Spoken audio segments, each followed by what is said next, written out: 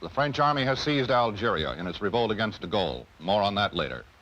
In Laos, the government's army suffered its worst defeat of the Civil War, evacuating its last stronghold in north-central Laos.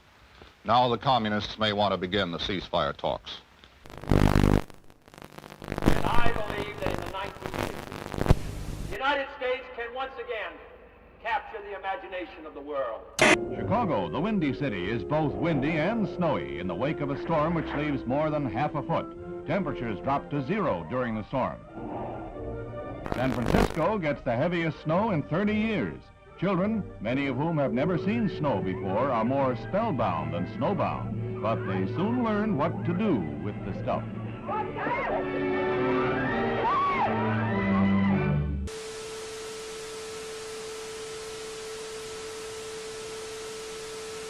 I, John Fitzgerald Kennedy, do solemnly swear that you will faithfully execute the office of President of the United States. that I will faithfully execute the office of President of the United States And will, to the best of your ability, and will, to the best of my ability, preserve, protect, and defend the Constitution of the United States. preserve, protect, and defend the Constitution of the United States.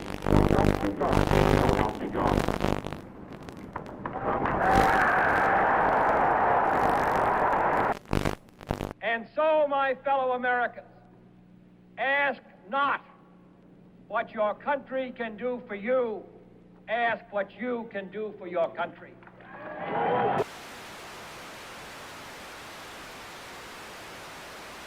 British Prime Minister Harold Macmillan arrives in Key West, Florida for a conference with the President on the explosive crisis in Laos. They jointly declare determination to prevent the Southeast Asian kingdom from being taken over by communist-supported rebels. Also discussed is Britain's ceasefire proposal to Moscow. Miko, is the Soviet Union willing to agree to a ceasefire in Laos? We touched in conversation this subject. I have nothing to say publicly at this moment. The look for 61 will recall the Jazz Age, and where Paris leads, the rest of the fashion world is likely to follow. Here was a new symbol of communist ruthlessness. Overnight, East Berlin became a concentration camp, sealing in the inhabitants of that sector. Barbed wire and cement were the answers to the refugee problem. Khrushchev repeats his threat to sign a separate peace treaty with East Germany, which he claims, wrongly, rights in Berlin. Served with an order by East German authorities that all U.S. personnel must show identification before entering that section of Berlin, American troops answer with the only language the Reds seem to understand, a show of arms. Castro marks the second anniversary of his revolution with the biggest military parade ever staged in Cuba, featuring tanks and other heavy weapons from Russia and Red Czechoslovakia. Shortly afterwards, Castro demanded the United States Embassy drastically reduce its staff to 11 persons. It was the last straw in his long campaign of provocation and harassment. I believe that this nation should commit itself to achieving the goal Before this decade is out, of landing a man on the moon and returning him safely to the Earth. No single space project in this period will be more impressive to mankind or more important for the long-range exploration of space, and none will be so difficult or expensive to accomplish. The assault has begun on the dictatorship of Fidel Castro. Cuban Army pilots opened the first phase of organized revolt with bombing raids on 3 military bases. In Havana, Acting Foreign Minister Olivares shows diplomats rockets fired from the Cuban raiders, which he claims have U.S. marking. These charges are totally false, and I deny them categorically. The United States has committed no aggression against Cuba, and no offensive has been launched from Florida or from any other part of the United States.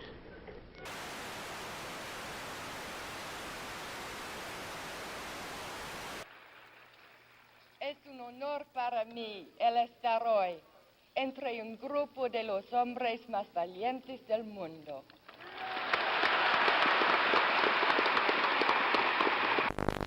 Castro gloated over his victory and told the world that Cuba was now a socialist nation and would hold no more elections. The next day, the United States officially proclaimed Cuba to be a communist satellite state. Man had his first great success in space when the Russians pushed a man across the threshold.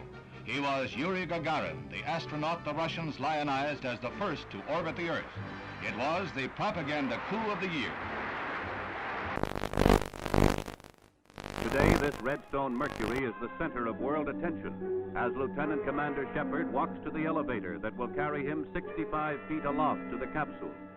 It's 6:20 a.m., a moment of history. 3, 2, 1, 0.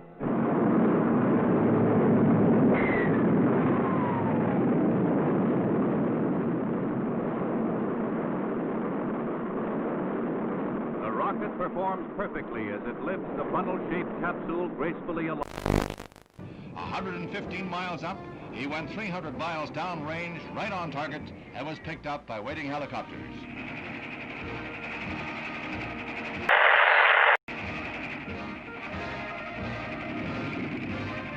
The triumph of Alan B. Shepard, U.S. space pioneer.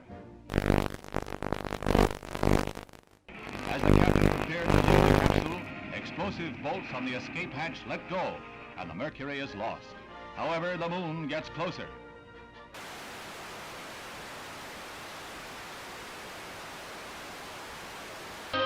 Albany, Georgia. A Negro fight against segregation is led by the Reverend Martin Luther King.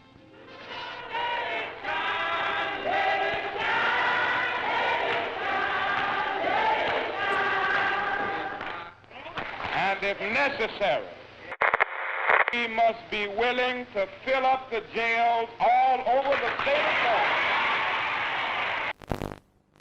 Солнце. Шар превращается в колоссальный светящийся купол. Яркое свечение еще продолжается. В этом опыте оно длится необычайно долго. Страшной силы напутствует прихода ударной волны.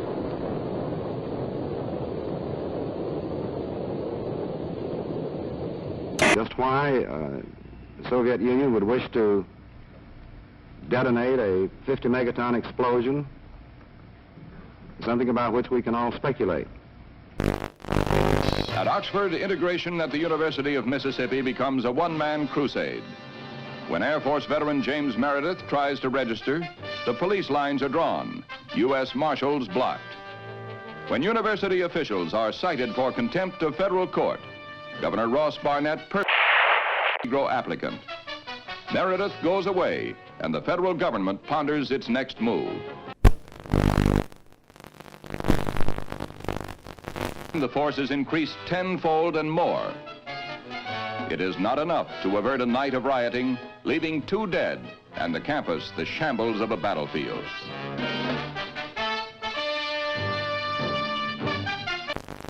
"75 students and other rioters are arrested. Among those seized, former Major General Edwin Walker, who is charged with insurrection. And James Meredith becomes a duly registered student at the University of Mississippi. Sir, there's been a great deal of turmoil and conflict. 2 people have been killed. Do you have any feelings of guilt? Have you given it any second thoughts?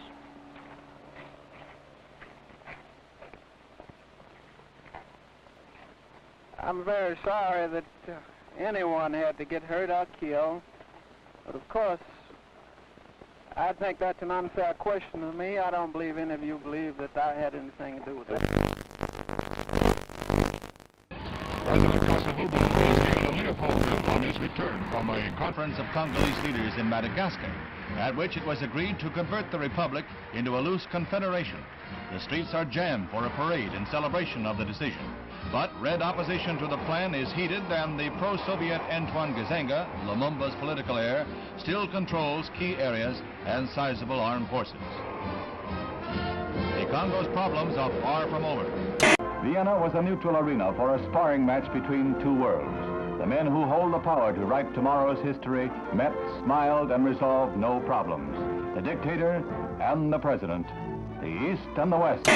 St. James Church in the Hudson River hamlet of Hyde Park is the scene of last rites for the First Lady of the World, Eleanor Roosevelt. President Kennedy heads the list of distinguished world leaders who pay last tribute to the extraordinary and beloved woman who is remembered as a humanitarian and one who loved her fellow man. There is no strife, no prejudice, no national conflict in outer space as yet. Its hazards are hostile to us all. Its conquest deserves the best of all mankind, and its opportunity for peaceful cooperation may never come again. But why, some say, the moon? Why choose this as our goal? And they may well ask, why climb the highest mountain? Why, 35 years ago, fly the Atlantic? Why does Rice play Texas? We choose to go to the moon. We choose to go to the moon.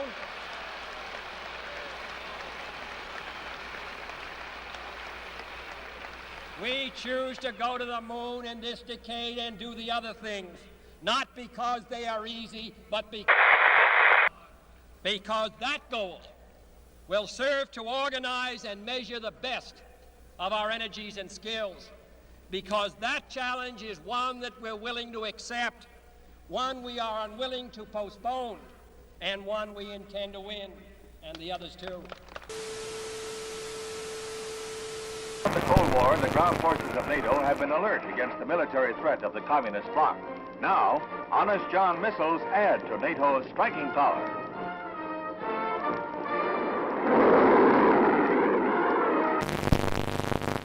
President Kennedy begins a tour of 4 space installations at Huntsville, Alabama, where he is greeted by Dr. Werner von Braun, space pioneer and director of this research and development center.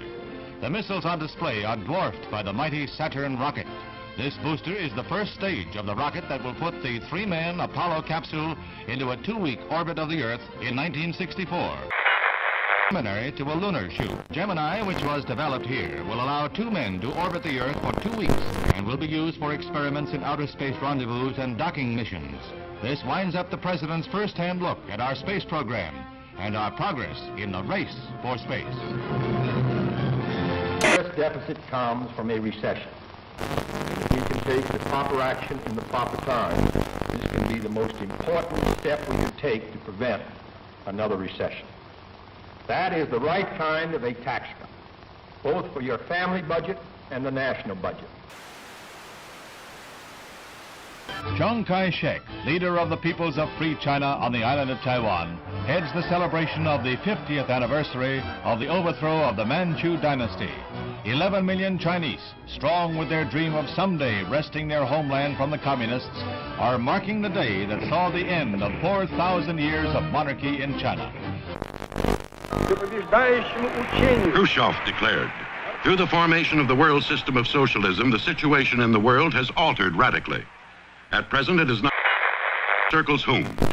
On December 2nd, 1961, Castro reveals, I am a Marxist-Leninist and will be one until the day I die. Socialism is a world reality today.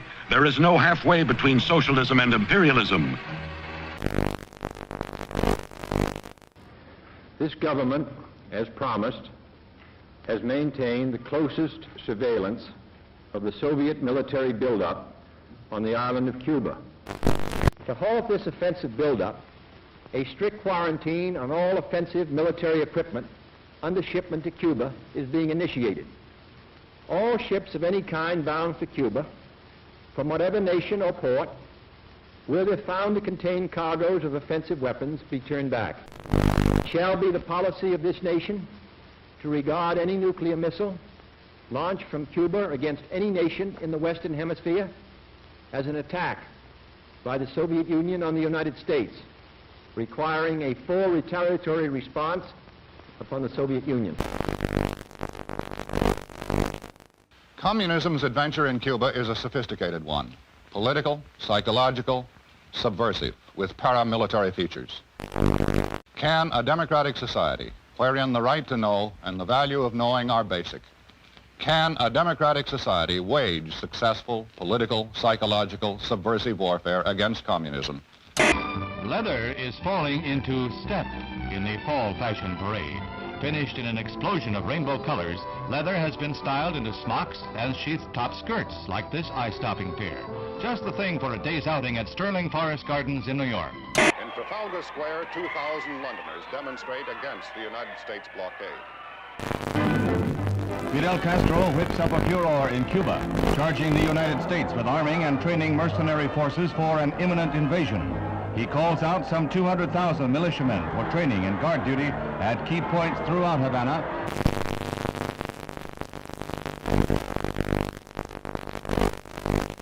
Khrushchev happily receives a gift of the Cuban flag as he lines up with a solid endorsement for the home-brewed anti-Americanism of Fidel Castro, the Soviet sole Western Hemisphere ally.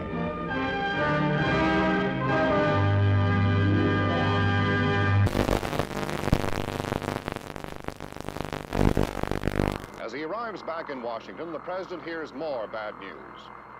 China has just invaded India. Is this part of a two-pronged communist assault? Now the president must weigh all the factors one final time, then make his decision, knowing that whatever he does, he risks nuclear war.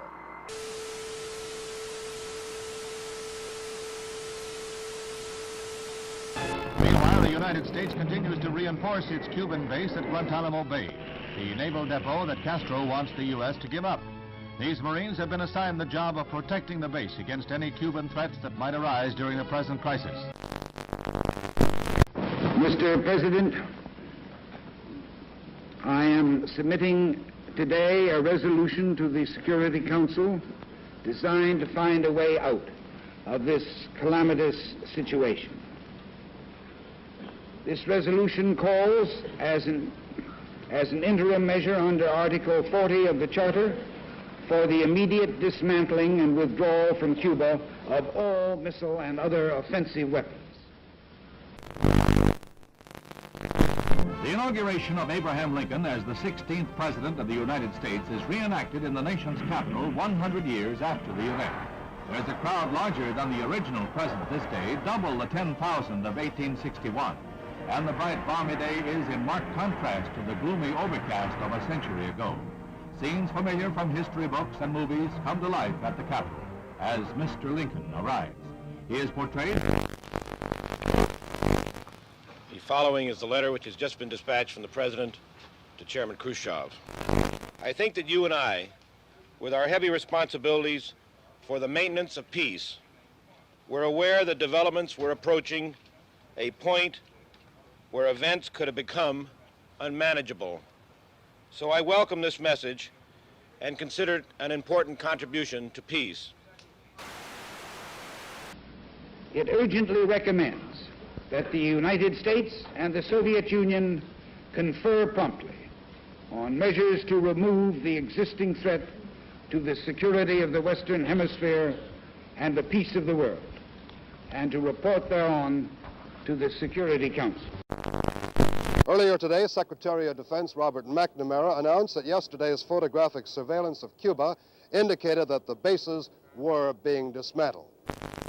But with increased United States aid and instruction, Vietnam soldiers learned to fight back against the communist Viet Cong. Helicopters become a crucial weapon against guerrillas who strike, then disappear will-o'-the-wisp in marshes. Southeast Asia and Berlin are not the only hazard areas in the orchestrated struggle of the Cold War. There is Cuba, from which Bay of Pigs invaders hobble back when their ransom is paid. The President visits the big missile center at Vandenberg Air Force Base. He becomes the nation's first president to see an intercontinental ballistic missile fired, when an Atlas D blasts off its pad to roar down the Pacific Missile Range in a perfect launch.